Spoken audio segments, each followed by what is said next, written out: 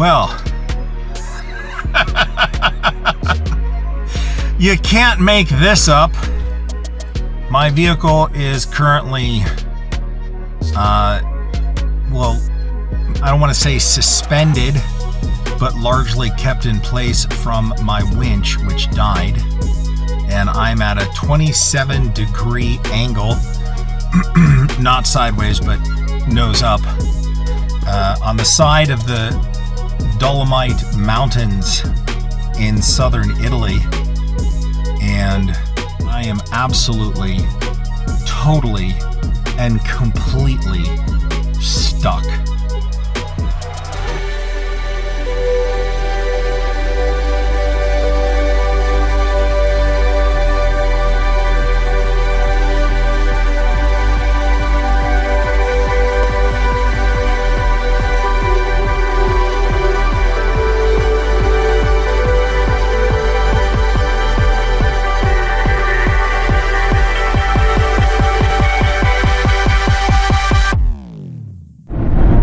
So this is a little crazy.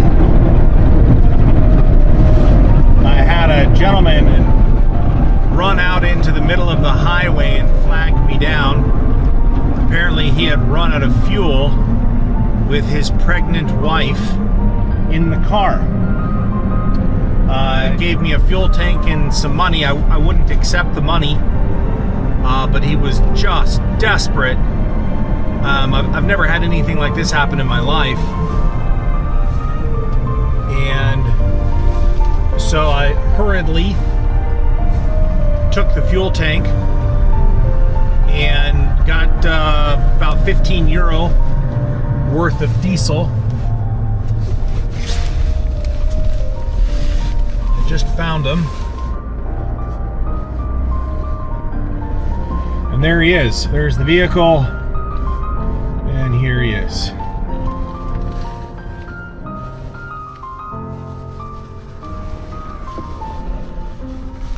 È il diesel, sì. Sì, apri la porta. Ti ringrazio. Fa niente, apri la porta. Apri la porta. Guarda, che Dio ti benedica, amico. Fa niente. I love you, I never forget you. Tranquillo. Mio piacere. Qui in Italia, sono italiano. Americano, ma ora cittadinanza qui. I hope to go and live in America. Ah no, è meglio qui, I want to fidati. improve my English, but it's difficult here because the people... Nessuno parlare inglese. That's right. Thank you so much. Prego, ciao. Wow. I guess that was my good Samaritan deed for the day, right? Wow. That's pretty cool. Hope he and his wife are okay. I guess that's a reason to have a second fuel tank, right? As long as you have fuel in your second fuel tank. Judging from here, you're all alone. Do you ever dream of a happy home? I'm wishing that everyone finds their place. I'm wishing the one more day, one more night, one more day to go. It takes time. One more flight, one more sunset and dawn. Yes, it takes time. And we'll dance to the downfall. Happy highs, happy running low. Yes, we dance to the downfall. We juggle. Lose your disguise. Jump on board, out with the lights, no more insecure. No need to be different, just because. No need to pretend that nothing's lost. One more night, one more day. Good afternoon and welcome back to the channel. I'm Jay Butler, your host. Today is Saturday, January the 20th, 2024. And today we are up in the mountains of Castelmezzano. It's obviously freezing temperatures. I believe tonight it will get as low as 9 below Celsius. And I thought, what a perfect opportunity during the winter time to come. We're going to find a place to camp, open up our awning, the wall enclosures, get the diesel heater fired up and do our best to show you how the permanently mounted diesel heater that we have in our vehicle is working for us.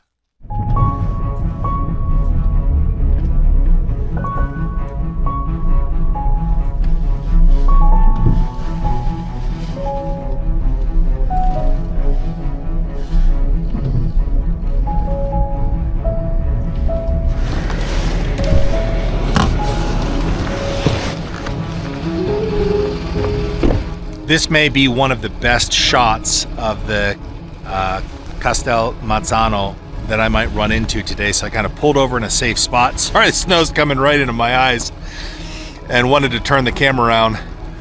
Hopefully it will do justice because it's a very low or flat light, but take a look.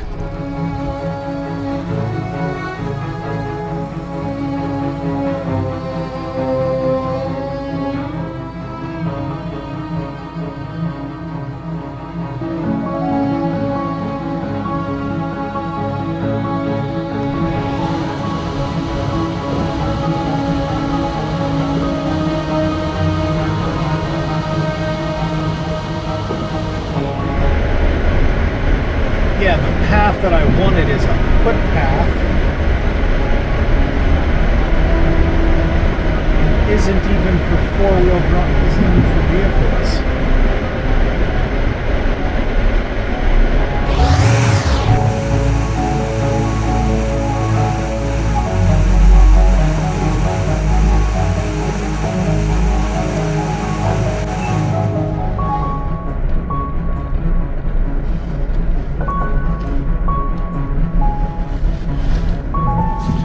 Okay, so I went down a road that I thought was going to lead me to a four-wheel drive path. It did not. It was a path for hikers that just went down the steepest grade you can imagine. I mean, difficult. Just walk upright without using your hands and feet. And by no means was a path for a vehicle. So I just stopped for a moment, but I thought before we actually get to our campground, why not try and be a little social and grab a cup of coffee. So apparently an alimentare is like a little, not a gift store, but like a little shop for groceries, like a little local small grocery store, but it is closed. So I've never been here before. I'm gonna look for a little coffee shop just so that we can chit chat with the locals, and then we'll be on our way.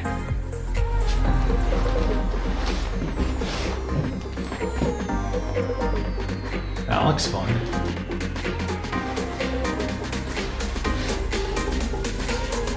Wow. Zip lining in a Superman position.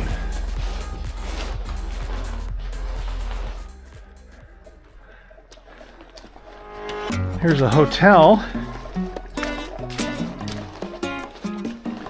I'm sure if my wife was with me, this is where she would want to be, and not in my vehicle shooting a video on a diesel heater.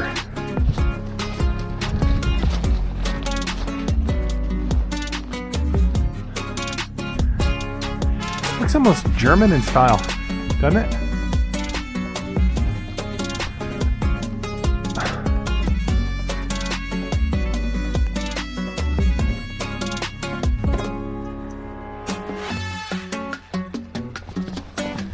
I don't know if it's open. Bar and restaurant hotel of the Dolomites. Dolomites. It's Saturday too.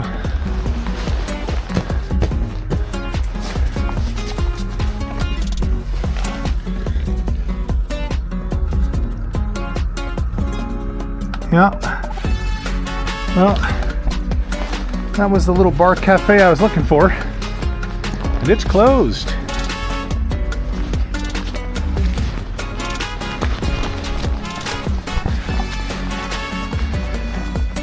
Now this is the older Fiat Panda.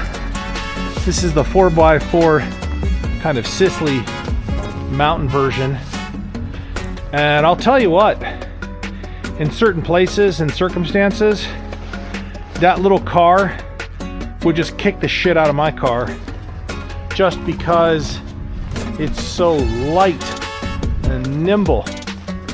They're incredibly good little four-wheel drives. Now obviously they don't have a lot of clearance.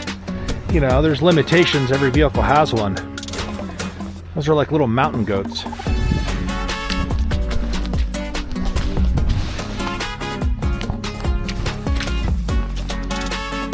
Not too deep.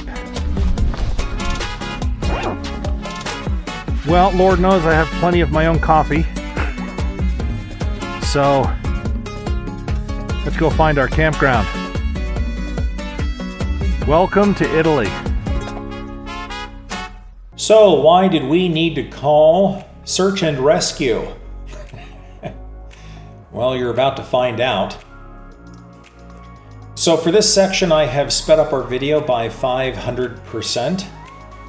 Here we're pulling out of Castelmezzano and headed up.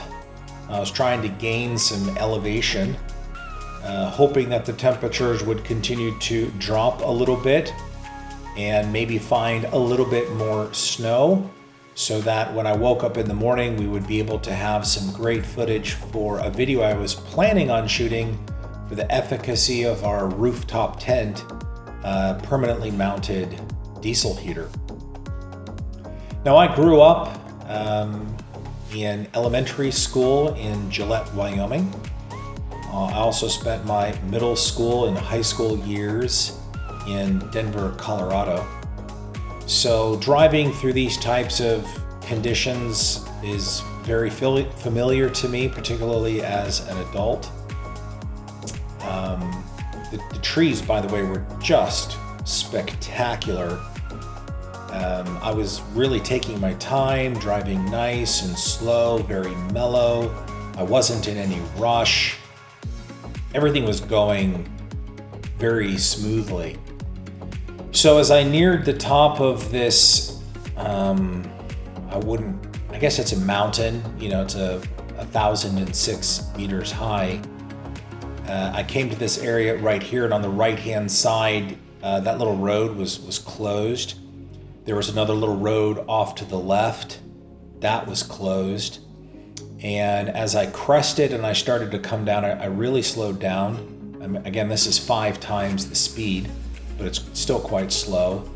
And off to the left, there was a field, and I thought, wow, that would just be a nice place to pull off and you know, try to park and open up the awnings in the rooftop tent and get my video going. So the video is now at normal speed, and you can really tell I'm in no rush. The vehicle had no issues driving down this road at all. It was tracking very well. And once I got in here, I realized, there doesn't appear to be a turnoff to the left-hand side of the road. I wonder how long I'm gonna have to go before I can find a place to camp or park. And you know, hindsight's always 20/20, so I really had no idea what was coming or what I was getting myself into. I just happened to be going down a little left-hand turn, what's called a stradina, or a tertiary route. Right there is where the fire department got stuck a second time as they were trying to back out. And just a little farther ahead right here is where they actually got stuck the first time. They weren't even able to reach me. So there was a place right here, in hindsight, I could have turned around as I was pulling forward right to about here, and I kind of came to a stop. I should have just backed up right there and pulled out. But I didn't. And as the vehicle crested this little rise right here, it started to struggle just ever so slightly, and I was like, okay, I don't want to go too much further. And so I immediately began looking for a place where I could pull over and stop and park. But unfortunately, the road forked in front of me. And given the weather conditions, I was not gonna go down there. So I put the car in park, hopped out, and began to inspect things as best as I could. The ground right there was quite deep for the time of year, and I was thinking maybe I could stay the night in the vehicle, but I couldn't really access anything to the right or to the left, and I was seeing, could I turn around in this space? It didn't look promising, but I also didn't have many options. And so I thought, okay, well, I'll hop back in the car, move forward and take another look, because going backwards in my mind's eye at the time wasn't necessarily the best option, given that I had struggled just a little bit coming up over the other side of the rise. So this, of course, is a 2 times normal speed. I pulled in as far forward as I felt I needed to go. And then as soon as I started to go backwards, I felt the rear of the vehicle begin to slide off of that shelf behind me. I stopped immediately, got out, looked around, because the temperature was dropping. It was now 2 below zero at this time. And I did not like where I was, the conditions and where the vehicle was located. I knew I was in trouble. And then the vehicle basically just started to slide off of that shelf, and no matter how I tried to carefully maneuver, any little movement I made just continued to I don't want to say push, but just slide me down that shelf into the direction of the fence. And eventually, as I was trying to go forward or backward or angling to the side or to the right, trying to figure out different approaches to get out, all it really did was bring me to the inevitable, which was to push me up against that fence right there.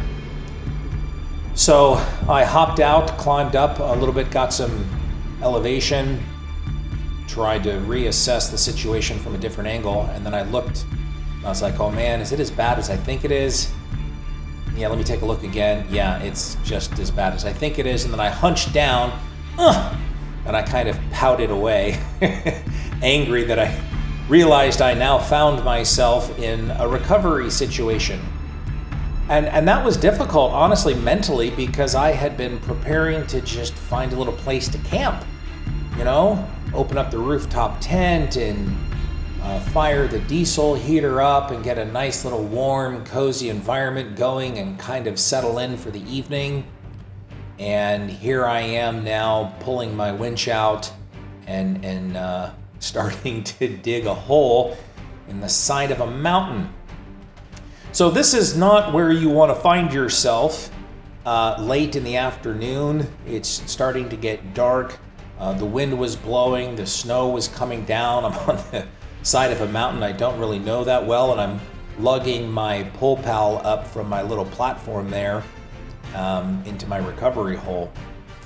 And the first time that I did it, I didn't really have the best attitude about it. I was very tired, frustrated, and so as soon as I began to winch here, the pull pal came out of the ground, and then you can see the line I released the tension there.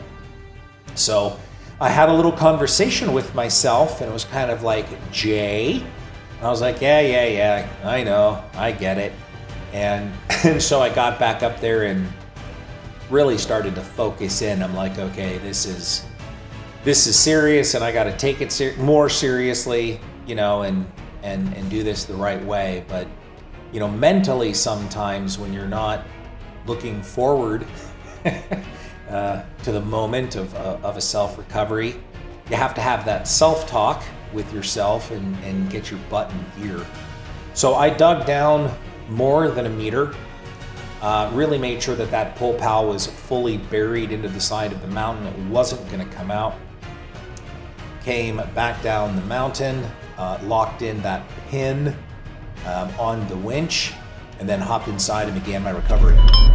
I'm trying to winch myself out of a very precarious situation.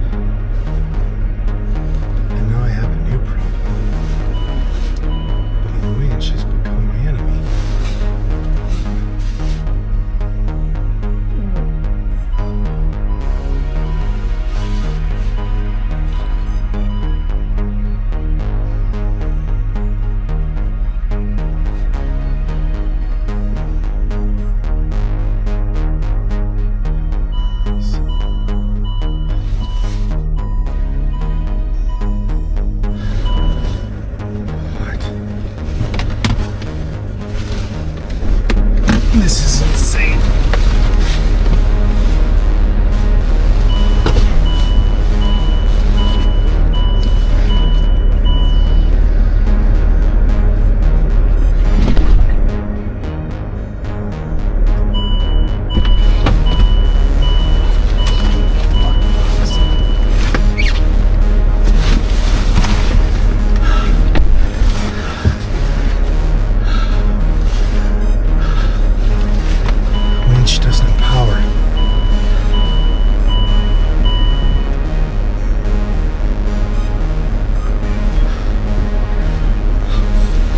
This is bad. This is really bad. Yes, it's 3 o'clock. It's going to be dark.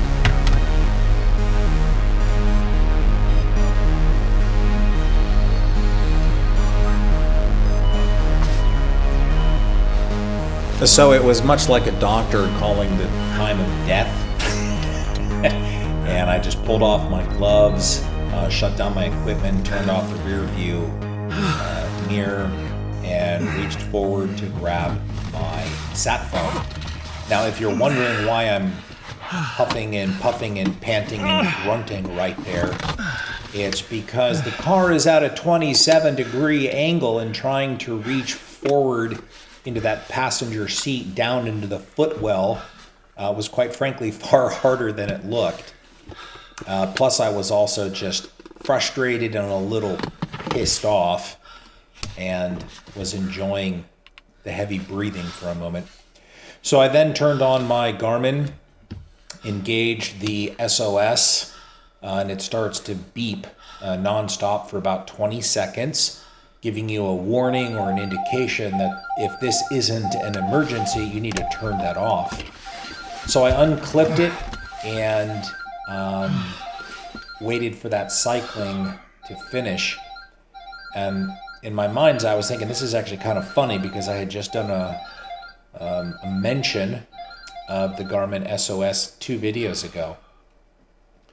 So I then began to type in my emergency message for the Garmin Search and Rescue, which is available 24 hours a day around the entire world. And what I wrote was, I am stuck on the side of a mountain in the southern Dolomites of Italy.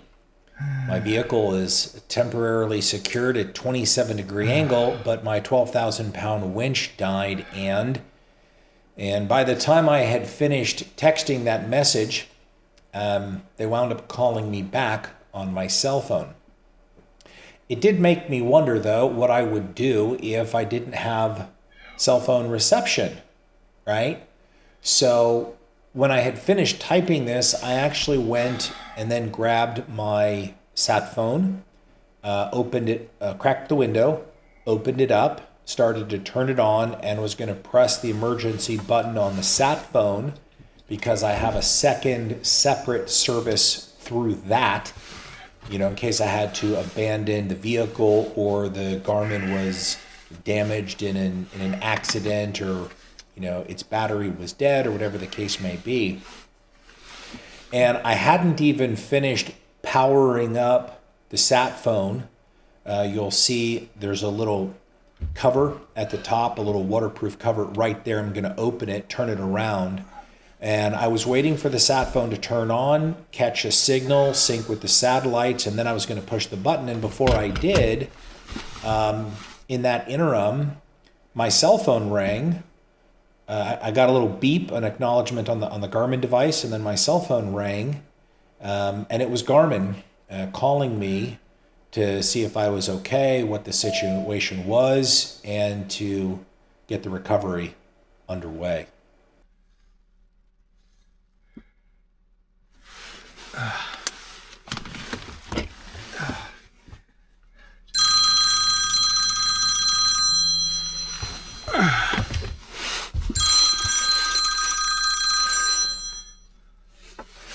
Pronto?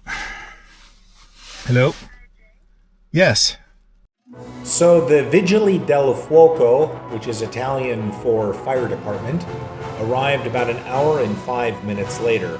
Now, I thought that was a pretty good response time given the conditions, but their Mitsubishi four-wheel drive also slid off the side of that little shelf and got very stuck.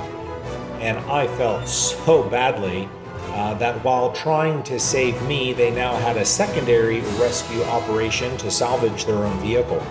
So at this point, the wind was really barreling through that valley. It was cold and exceedingly wet and just all around miserable. But by the time we hiked out, we reached their VM90, a newer version. I actually wound up hiking and jogging behind it to reach their stranded vehicle, and unfortunately it took them another 2 hours to get that thing out, as it had gotten stuck twice. So it was now Sunday, January 21st, 2024, and because we had to abandon the vehicle the night before, I wound up spending the evening at the same hotel, Dolomites, that I had looked at yesterday afternoon. I was very grateful for a hot shower, wonderful food, great coffee, and just a fantastic night's rest. In the morning, the storm had passed. The air was crisp. It was just a spectacular morning. And before we headed out to do the recovery with the fire department, I was able to extend my many thanks to the owner of the hotel. Dai, facciamoci un selfie, Jake. Ok. Aspetta, lo faccio. È così. Grazie mille. Aspetta, tu fai la video. È acceso, just point.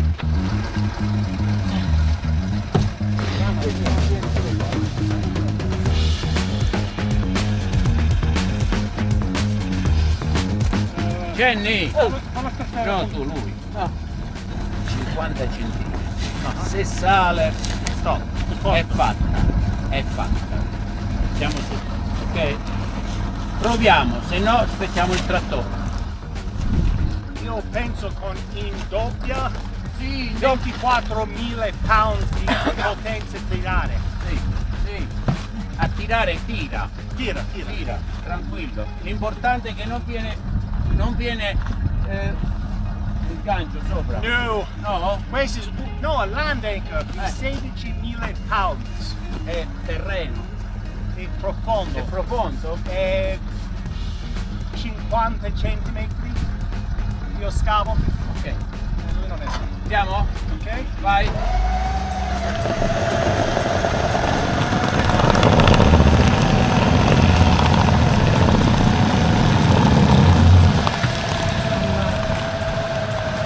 Continua Jenny, continua. Continua Jenny. Aspetta, stop. No, cazzo! Avevamo fatto, cazzo, non dovevi fermare. Ferma adesso, ferma. All'altro lato. Aspetta, No. Attento dietro, che no. Dobbiamo scavare un po' sotto la ruota. Ok, mettiamola di là. Però qua dobbiamo scavare un po'. No, no, su quello sono amico. No, non ce la fai. Dici la mia invita. No, che bravi. Aspetta, fallo così. E ne state tre, sono stati dietro. Uno aveva paura, stai facendo. Bravo.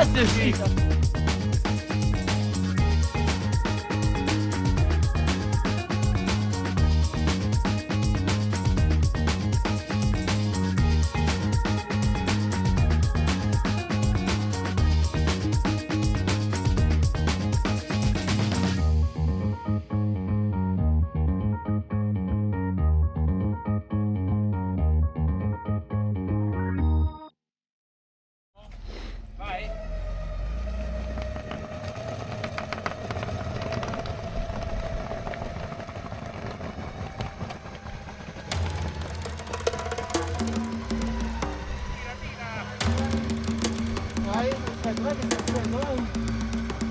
Continua, Jenny, continua che sta andando da sopra.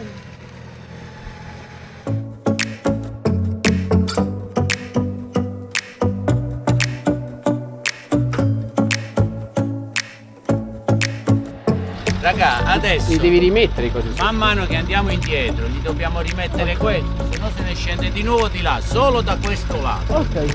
Ok? Aspetta. Vado questo.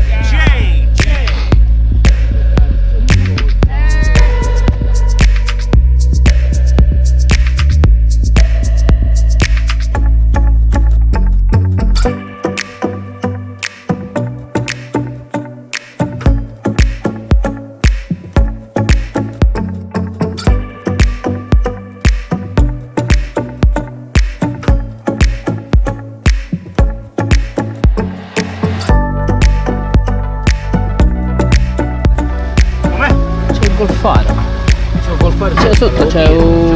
c'è il ferro.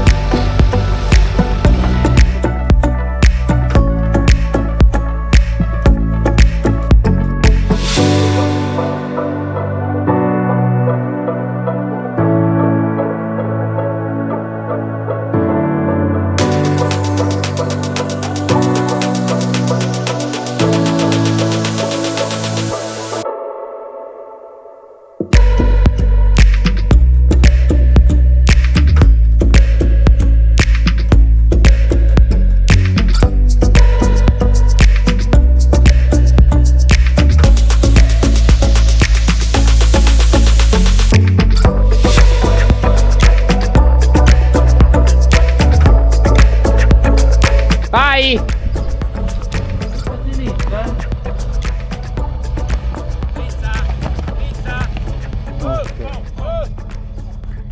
Dobbiamo togliere il verricello, stop. Ok.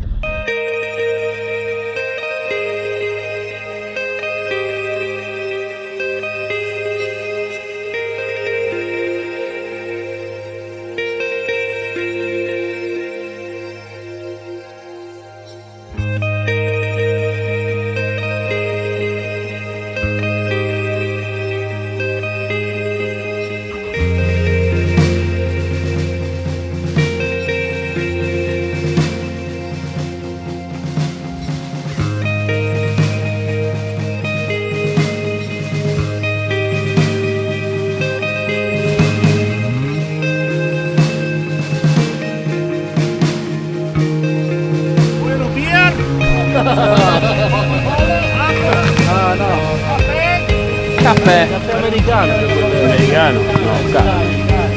No, americano. Ragazzi, grazie.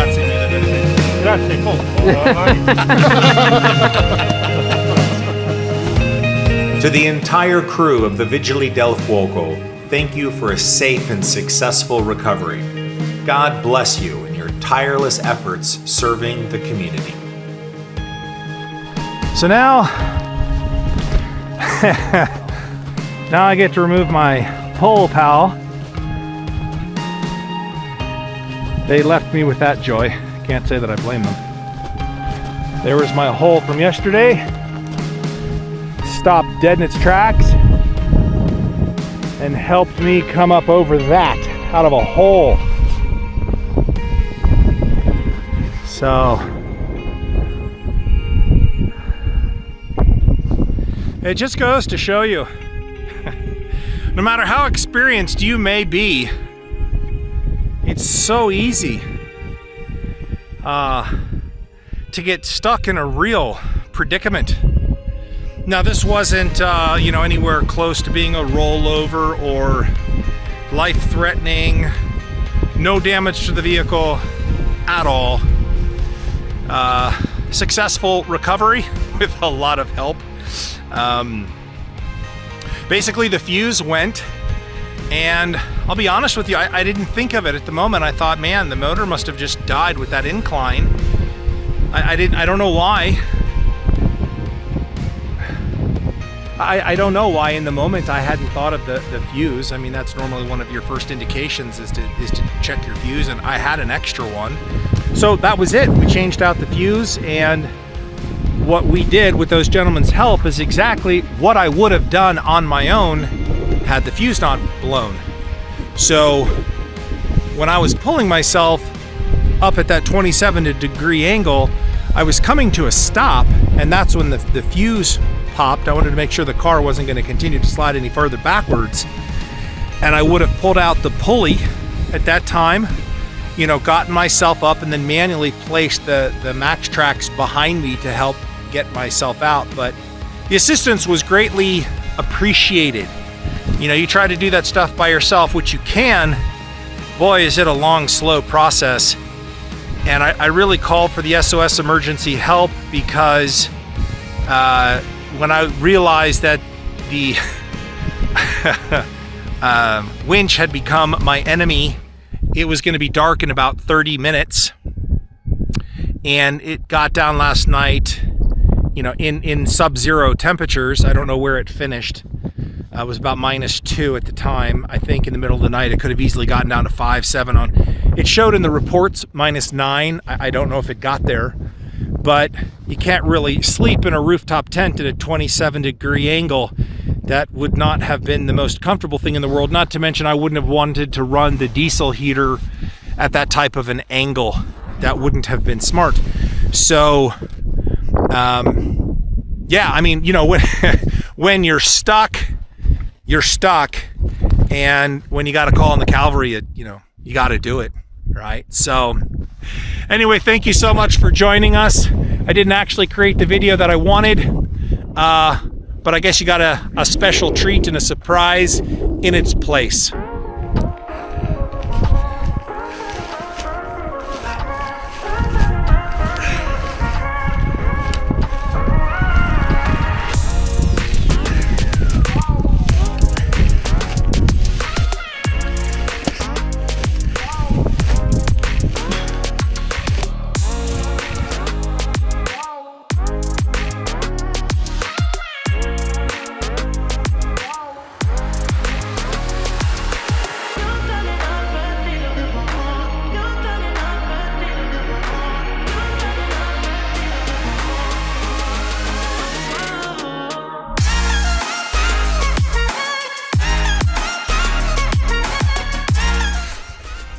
Well, for any Pole Pal doubters, hope this puts it to rest. Pole Pals don't work! Really? I just pulled myself off the side of a frickin' mountain.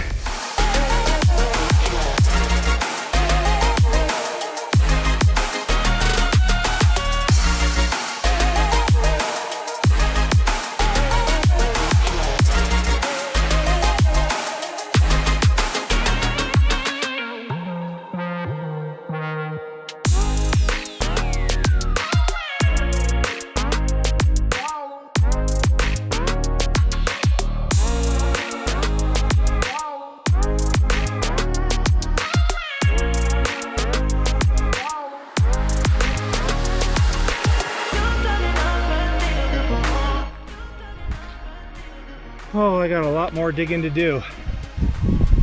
Let me tell you.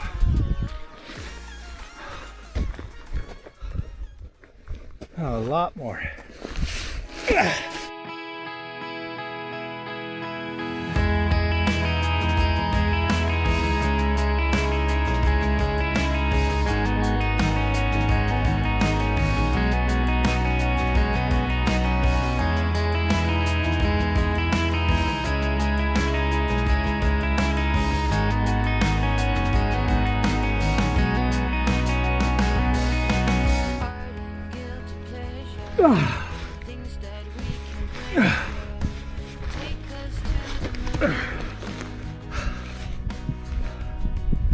Wow.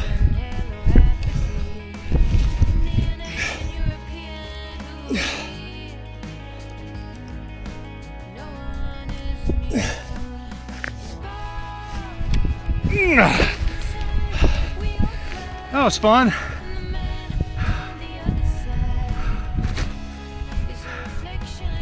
So much fun.